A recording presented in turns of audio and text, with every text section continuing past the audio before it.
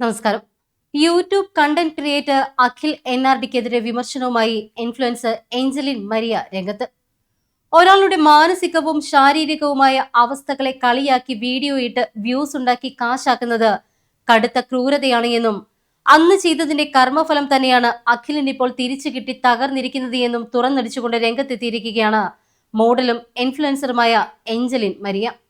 താൻ അഖിലിന്റെ ഒരു കട്ട ഫോളോവറും സബ്സ്ക്രൈബറുമായിരുന്നു എന്ന് വെളിപ്പെടുത്തിയ ഏഞ്ചലിൻ തന്റെ അസുഖത്തെ അധിക്ഷേപിച്ചുകൊണ്ടുള്ള വീഡിയോ കണ്ടതോടുകൂടിയാണ് കണ്ണ് തള്ളിയത് എന്നും പറയുന്നു. തനിക്ക് ഒബ്സസീവ് കമ്പൽസീവ് ഡിസോർഡറും അഴുക്കിനോടും അണുക്കളോടുമുള്ള അമിതമായ ഭയമായ മൈസോഫോബിയയുമുണ്ട്.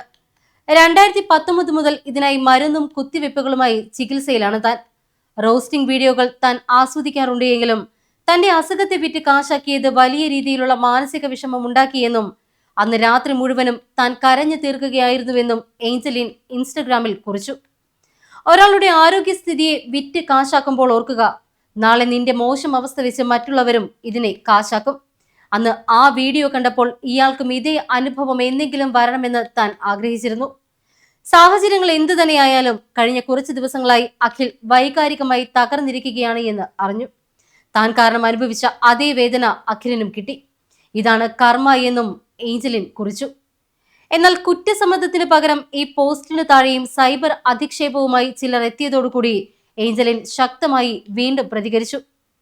കടലിലേക്ക് ഒരു കല്ലെറിയുമ്പോൾ അത് എത്ര ആഴത്തിലേക്കാണ് പോകുന്നത് എന്ന് നിങ്ങൾക്കറിയില്ല. ഇത്തരം കണ്ടന്റുകൾ ഉണ്ടാക്കുന്നതിന് മുൻപ് ചിന്തിക്കുക. ഞാൻ അഖിലിന്റെ എക്സോ വൈയോ അല്ല.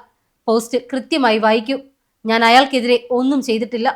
അയാളുടെ കർമ്മഫലമാണ് ഇതെല്ലാം തിരിച്ചു കൊടുത്തത് എന്ന് മാത്രമാണ് താൻ പറഞ്ഞത് എന്നും ഏഞ്ചലിൻ സോഷ്യൽ മീഡിയയിൽ കുറിച്ചു.